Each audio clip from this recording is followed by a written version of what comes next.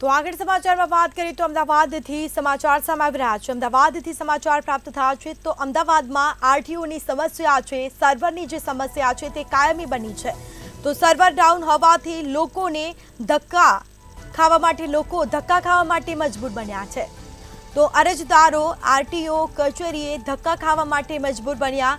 સર્વરના કારણે 11 દિવસોમાં 9 દિવસ પોર્ટલ છે તે બંધ રહ્યું છે। અરજદારોના લાયસન્સના કામ અટવાયા છે। તો સમાચાર પ્રાપ્ત થયા છે અમદાવાદમાં આરટીઓમાં સર્વરની સમસ્યા કાયમી બની છે। જ્યારે હોય ત્યારે સર્વર છે તે ઠપ થતું હોય છે, લોકો ધક્કા ખાવા માટે મજબૂર બન્યા છે। સર્વર ડાઉન હોવાથી લોકોને ધક્કા ખાવા પડે છે, લોકો ધક્કા ખાવા માટે મજબૂર બન્યા। સર્વરના કારણે 11 દિવસમાં 9 દિવસ પોર્ટલ બંધ રહે છે।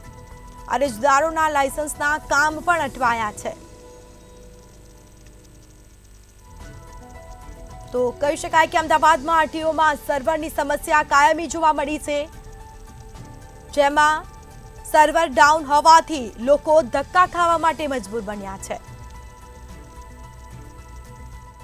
તો વારંવાર તે જ પરિસ્થિતિ, ઠેરની ઠેર પરિસ્થિતિ જોવા મળી છે। આરટીઓમાં સર્વરની સમસ્યા કાયમી બની છે।